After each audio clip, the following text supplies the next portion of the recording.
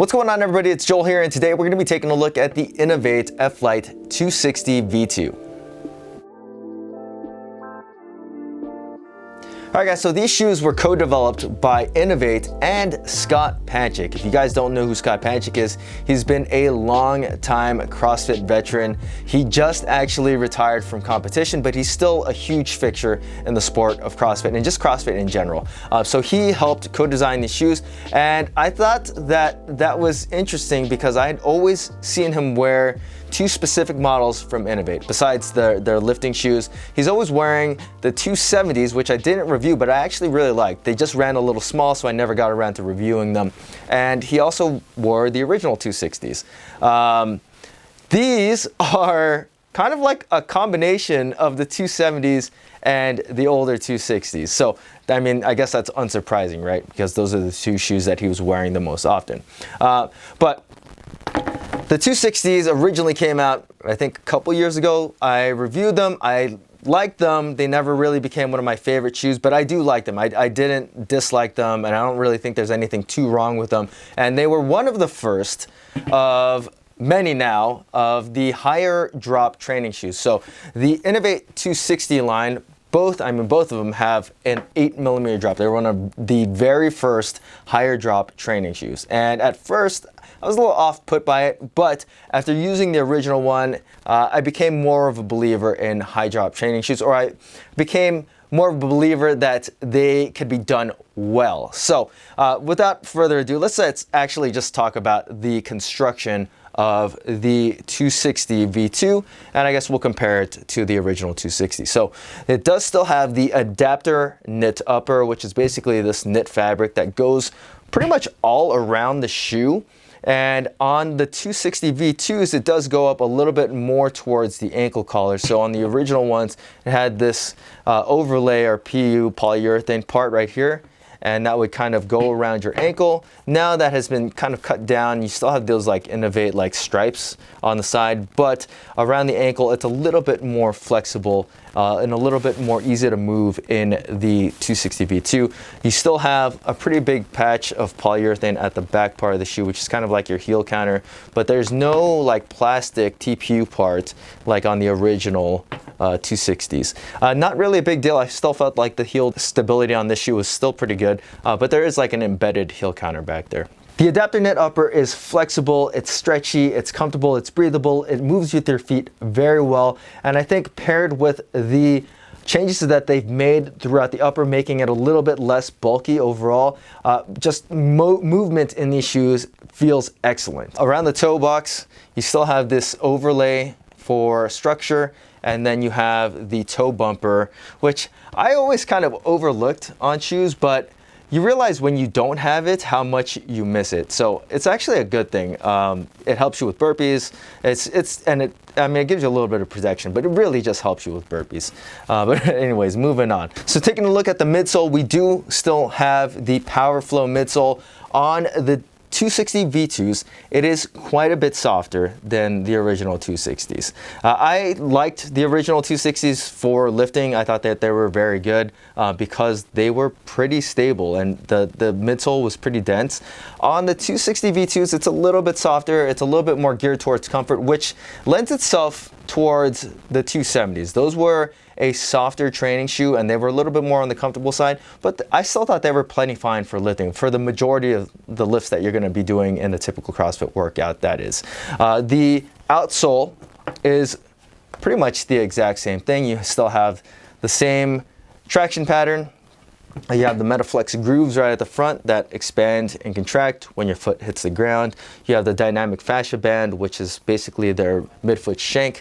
And then you do have the power heel at the back of the shoe, which is basically just an elevated heel that has a little bit more density than the front part of the shoe. And then, of course, you do have the 360 Rope Tech rope guard that goes on the lateral and the medial side of the shoe.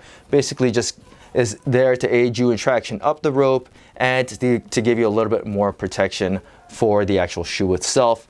And then you have the stripes on the inside and the outside parts of the shoe, which have like little ridges on them that also do help you catch the rope as well. As far as colorways go, this is one of the men's colorways. It's just the all black colorway. There is a blue and gray colorway, which I think is the best one. And then the females get a gray and like pink colorway. The black, I don't think there's anything wrong with it because of the way that the textures give it kind of a contrasting look. I do like the gray and blue one the most for sure, but I don't think the black one looks bad for an all black shoe, which I generally don't really care for all black shoes. And once again, the drop on the shoe is 8 millimeters. The stack height at the back of the shoe is 14 millimeters. At the front of the shoe, it's 6 millimeters. And like pretty much all of Inov-8's higher drop training shoes, you don't really notice the drop that much. It does have a more gradual pitch downwards, and it's still really easy to stay grounded or keep your foot grounded with the ground, unlike some of the other higher drop training shoes right now. The toe spring angle on the shoe is not crazy or anything like that. And I think overall, Inov-8 does higher drop training shoes the best out of anybody. And of course, since it's an Inov-8 shoe, it's going to be on the lighter side. I have a size 10 and I weighed it in at only 10.2 ounces. That's very, very light for a high-end training shoe. So when it comes to sizing your 260 V2s, I'm going to recommend that you go with your normal training shoe size. I find that these fit very true to size. They are a 5 on Inov-8's fit scale. So this is the widest Inov-8 you're gonna ever get, minus the G300s, which do have a slightly wider toe box, but the fit on them is pretty similar just overall. I think that most people are going to be fine inside of the 260s and I mean even the 300s, unless you had a really, really wide foot, in which case, I mean, Inov-8 shoes, they're just not that wide in general, but I think for the majority of people, you're going to be okay with the way that the Inov-8 260 V2s fit. And in addition to that, I do think that these are fairly neutral shoes. There's no real arch or anything like that. So if you do have flat feet, you shouldn't have to worry about these shoes bothering your feet at all. All right, so I've probably said this a million times over, but the main reason why I think anybody should buy Inov-8 shoes is because they are some of the better shoes in terms of versatility. So the 260 V2s are one of the most versatile shoes in the fact that they're good for running, they're good for lifting, they're good for plyometrics, they're light, they're good for rope climbs, they're just good for pretty much everything that you're going to be able to find in the training spectrum, and more importantly in the CrossFit spectrum. The V2s are a little bit different than the V1s in the fact that they're a lot softer of a shoe, and I'm just going to put that out there right now. So they're not going to be as good for lifting, but they are actually better for, I think, pretty much everything else. Like, running in these shoes is very, very comfortable. They are a little bit more on the soft side. They're easier on your feet. You do notice that there's a good amount of heel cushioning with them, but not overly done, so the like lifting would feel uncomfortable or unstable or anything. I did think that running in these shoes felt excellent for pretty much all the runs that you're going to do in a typical CrossFit workout, like 400s, 200s, 800s, a mile run. Not going to be the best like long distance running shoe. I'm sure you could actually use them, but it just kind of depends on your running tolerances and how you like your shoes. For me personally, I wouldn't mind running like a couple miles in these. I think it's fine, but you know, they are still a CrossFit shoes, so there's a little bit more stability to them. Plyometric movements also felt very good in these shoes. I did notice that the adaptive knit did not hold quite as well in the front part of the shoe, so my foot was like sliding around. I noticed that mostly on like bar facing burpees when you turn and do your bar facing burpee, but overall I still thought that for the most part doing burpees was very responsive. The toe cap does catch the ground. It really does make these shoes easier to get up in, and that actually has a compounding effect over time. The more burpees you do, the more it helps. Responsiveness is excellent in these shoes. The Powerflow midsole is, like I said, a little bit softer on these, but it's still fairly responsive. It's not quite as responsive as the original shoes and on like the G300s, but I think for the majority of the workouts that you're doing, it's not gonna bother anybody. So my mic started going crazy right now, so I'm just gonna do a little voiceover to talk about the stability of the 260s and what I think about lifting in them. So right off the bat, they're going to be a softer shoe than the original 260 V1s and pretty much every other shoe on the market right now, all the top flight shoes. So Metcon 7, the Nano 11, pretty much all the big players right now. But with that said, I still think that they're pretty good for lifting. I think that, you know, they're not the best PR shoe, but when you're doing like most of your lifts in a CrossFit workout, they should be fine, 80s to 90%. The one thing that I really don't care for them for is deadlifts, but that's pretty easily remedied by just taking off your shoes.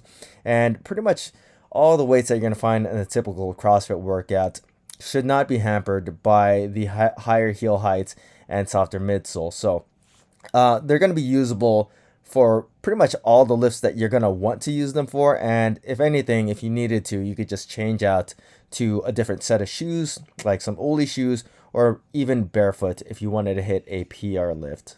I'm about to go into detail on why I don't like higher drop shoes, because most of the time you get pitched forward in them.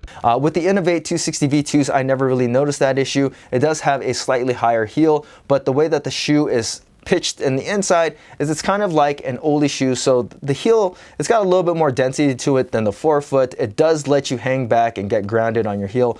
Plus the toe spring angle on these shoes is almost non-existent. So when you're doing your lifts, it doesn't feel like you're rocking too far on your toes or you're rocking too far on your back on your heels, and then you can't keep your toes down on the ground.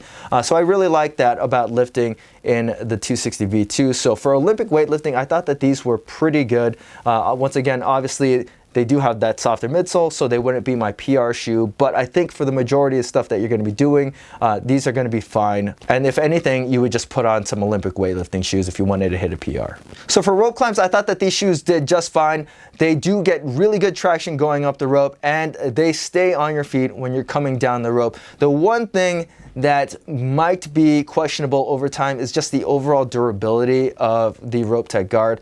On my 235 V3s, which basically have the same design Rope Tech guard, the outsole started peeling away from the midsole. They're still plenty usable, but that is something that you're going to want to look out for over time when you're doing rope climbs in pretty much all of Inov-8 shoes that have this style lower. Okay, so the 260 V2s retail for $140, which kind of falls in line with the other top-end training shoes. It's $10 more than your Metcon 7 and your Nano 11, and I don't think that that's so far off, but you are paying a little bit more of a premium, and what you're getting for that is more of just an overall versatile shoe than, say, something like the Metcon 7. It also does have a slightly higher heel, so if you needed that extra mobility from that heel, you might want to look into the 260s over the Metcon 7. So I think the main reason why you should spend that extra $10 on the Inov-8 260 V2s is because you wanted more of an overall versatile training shoes. Sure, they're not the best shoe for lifting, but they do just fine in pretty much every circumstance. They're not the best shoe for running, but they're better than pretty much all of the other training shoes that you can find out there. They are a very good plyometric shoe that if you're looking for something that's a little bit more comfortable on your feet, these shoes are gonna fit the bill. I think that for pretty much all of the stuff that CrossFit encompasses, the 260 V2s are one of the best shoes out there right now.